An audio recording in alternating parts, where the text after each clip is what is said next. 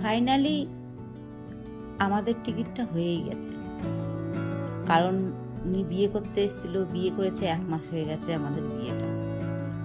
এখন কাজ না করলে হবে না, কাজ না করলে খাবে কি?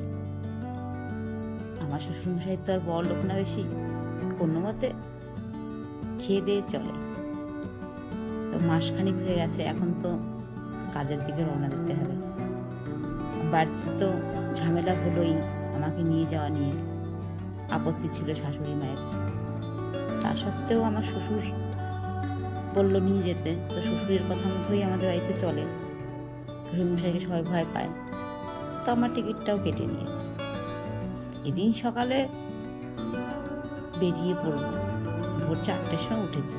রাতে অতটা ঘুম হয়নি, ফার্স্টবার বাইরে যাচ্ছি, একটা চিন্তা ছিল, সবার কথা মনে পড়ছিল।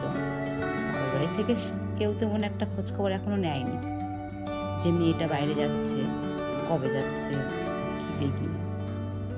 আমারও অতটা কারোর জন্য মন খারাপ হয়নি, মন খারাপের জায়গাটাই ছিল না। ভোর 4টায় উঠে শাশুড়ি মায়ের সঙ্গে হাতে বাটে কাজ করলাম। অত সকালবেলা খেয়ে দিয়ে তো আর বেরোনো যায় না। কিছু টিফিন করে নিলাম, পরোটা তরকারি। সঙ্গে ছিল, যাচ্ছিলাম 3 জন, আমার হাজব্যান্ড, আমার মেজো দেওর আর আমি। মেজো দেওরও আমাদের ওখানে থাকে, 2 ভাই থাকতো আগে, আর এখন আমি যাচ্ছি, তো 3 জন হয়ে গেছে। হিন্দুস্তানের দেশে বাইরে কখনো যাইনি, প্রথমবার ফার্স্ট যাচ্ছি। সকালবেলা শ্বশুর শাশুড়িকে সবাইকে নমস্কার করে বেরিয়ে গেছি। যেতে যেতে আমাদের রাত হয়ে গেছে। ট্রেনের মধ্যে প্রথম যখন গেছি, সিট প্রচুর ভিড় ছিল, সিটটা তেমন পাওয়া যায়নি। তো আমার হাজব্যান্ড নিচে আমাকে পেপার পেতে দিয়েছিল, ওখানে আমি বসতে বসতে ঘুমিয়ে পড়েছি। যেহেতু রাতে আমার ঘুম হয়নি, সারা রাত এক হিসাবে জাগা, তো ওখানেই ঘুমিয়ে ঘুমিয়ে আমার সকাল হয়ে গেছে।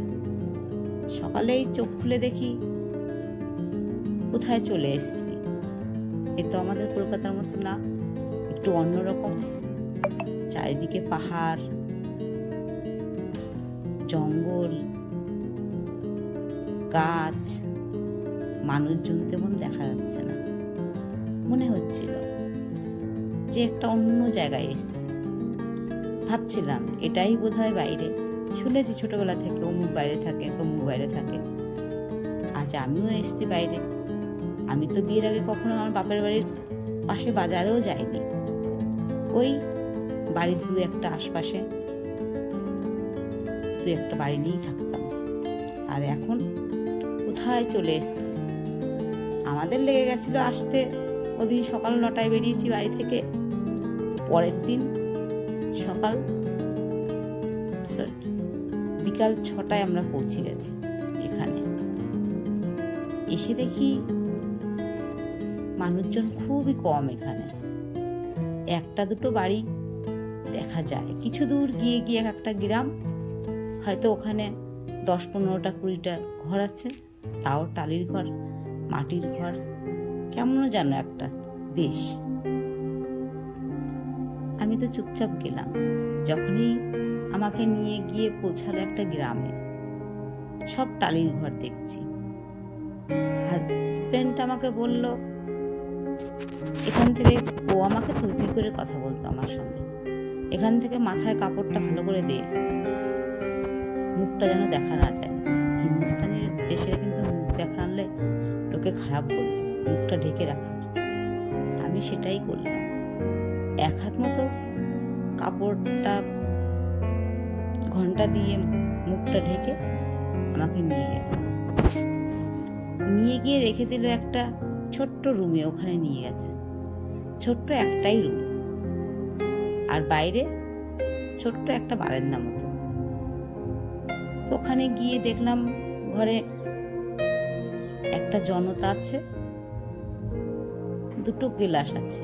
জনতা মানে স্টপের মতোই হয়, যেটা গোল আগে চলতো, ওই জনতা। 2টো গ্লাস, 2টো থাল, একটা হাঁড়ি,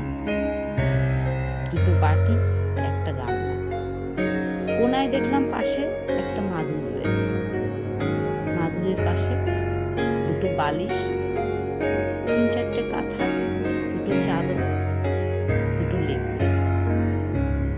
আমি ওখানে গিয়ে আমাকে বলল, ওখানে জল তোলা আছে, স্নান করে নে। আমি ওই রাতে গিয়ে স্নানটা সেরে দেখলাম আমার মেজো দেওর চাল ঝাড়ছে। আমি তো পারি না রান্না করতে, পারবই বা কি করে? ওটা তো ছিল আতপ চাল, ওখানে তো আর সেদ্ধ চাল পাওয়া যায় না, তো আতপ চালে রান্না করতে হবে। আতপ চাল তো আমি রান্না করতে পারি না।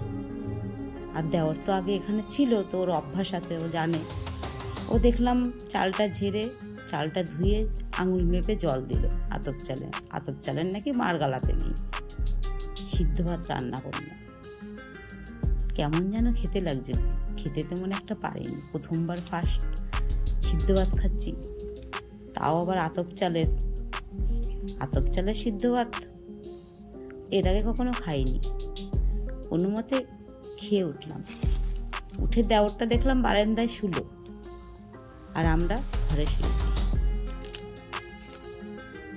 খুব কষ্ট হচ্ছিল।